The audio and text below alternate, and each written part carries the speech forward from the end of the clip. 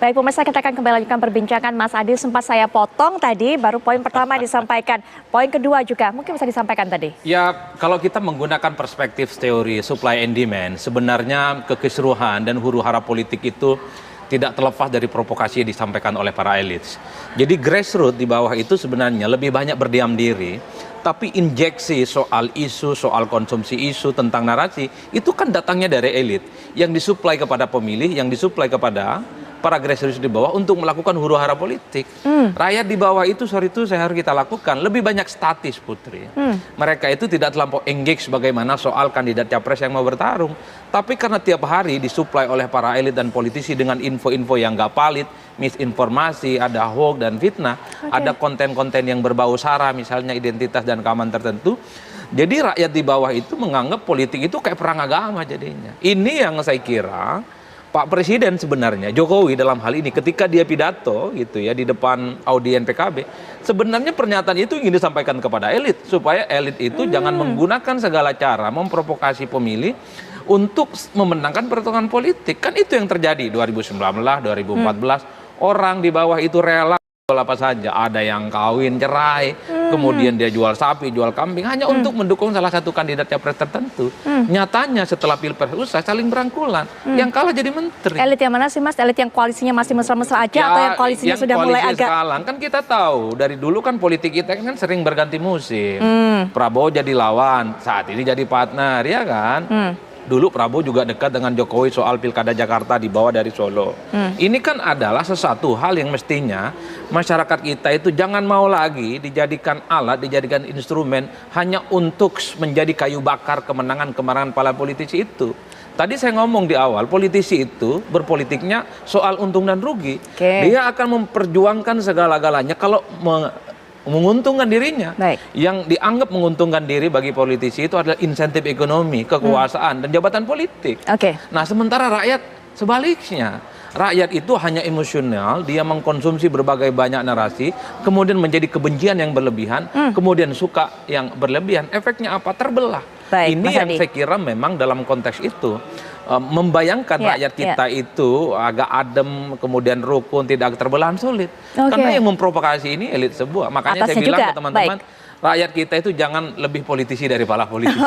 Mas Adi sudah sampaikan bagaimana pandangannya. Nah, kita akan dengarkan juga. Kami kembali cuplik, kami kembali potong apa yang disampaikan oleh Presiden Joko Widodo. Ini dia.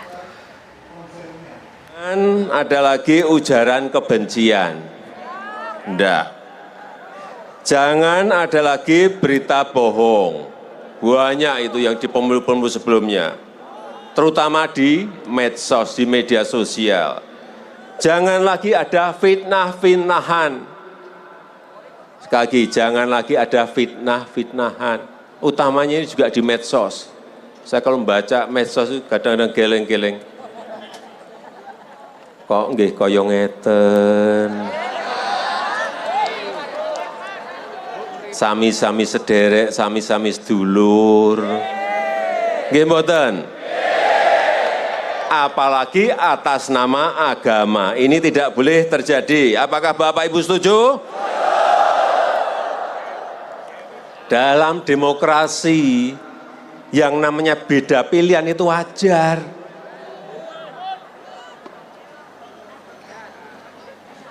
Wajar beda pilihan itu.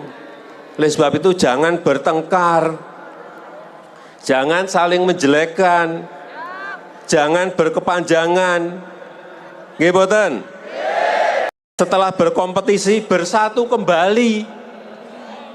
Lah wong yang di atas-atas saja ketua-ketua partai itu sering makan-makan bareng. Capres-capres itu ngopi bareng. Lah kok yang di bawah saling bertengkar dan berkepanjangan, kangge nopo? Kita ini satu saudara, sebangsa dan setanah air Indonesia. Ampun kesupen, nggih mboten? Dan setelah berkompetisi, setelah pemilu itu bersatu kembali sebagai sebuah bangsa yang besar. Kok isih pemilune serampung, isih udrek-udrek kang ning medsos kula kadang-kadang nggih geleng-geleng niki kok nggih kaya ngeten. tapi itu bukan di PKB.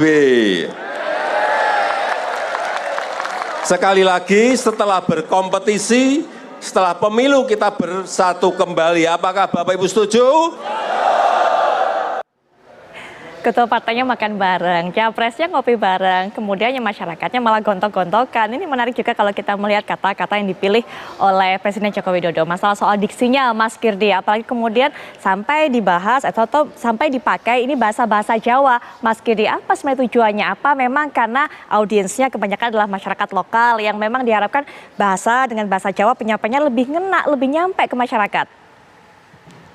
Oke, baik, kalau kita bicara tentang komunikasi, cara penyampaian Pak Jokowi ini perlu kita pahami bahwa Pak Jokowi itu adalah orang Jawa, di mana setiap kata-kata yang beliau ucapkan itu pasti bisa jadi ada simbolisme tertentu yang berusaha disampaikan. Selain karena kalau menggunakan bahasa ibu dari audiensi depannya, pasti akan membangun kesamaan. Dan membangun kesamaan ini artinya membangun kedekatan. Membangun kedekatan artinya berikutnya adalah membangun kemungkinan Pak Jokowi punya pengaruh lebih besar ke lawan bicaranya, ke audiensnya. Itu satu kita bicara. Nah, yang kedua, bahwa simbolismenya ketika Pak Jokowi mengatakan nggak ada lagi nih karena hoax, fitnah, berbasis agama segala macam. Saya sepakat tadi dibilang bahwa masyarakat kita itu seringkali lebih politisi daripada politisi. Ini kata-kata ini jadi sangat terkenal semenjak Pak Prabowo dulu, TNI daripada TNI gitu ya. Sepertinya bisa dimasukkan ke semua bidang gitu. Nah, tetapi setuju saya karena masyarakat kita pada dasarnya kata-kata himbauan yang disampaikan Pak Jokowi itu sebetulnya akan diiyain aja oleh masyarakat. Okay. Ini kan sebetulnya melingkar gitu loh, mukul para elit politik yang memang seringkali menggunakan berbagai macam informasi, wacana, misinformasi, hoax segala macam untuk memuluskan jalannya menuju apakah itu eksekutif maupun legislatif. Nah, hebatnya menurut saya pidato ini adalah ke bawahnya kena, ke masyarakat kena, itu kenanya dalam artian konten ya. Tetapi sekali lagi narasi ini membangun kesepakatan terhadap tujuan akhir dari pidato dari Pak Jokowi yang nanti akan saya sampaikan. Oke. Tetapi bahwa begitu seseorang itu terlatih untuk bilang iya, setuju, nggih, dan itu semakin lama di bawah sadar kita akan cenderung susah untuk mengatakan tidak. Untuk nanti tujuan akhirnya ketika dimasukkan idenya tersebut. Mas Kirdi mungkin juga bisa disampaikan tujuan akhirnya itu seperti apa, Mas Kirdi? Tujuan akhirnya seperti apa? Bisa disampaikan sekarang juga, Mas Kirdi?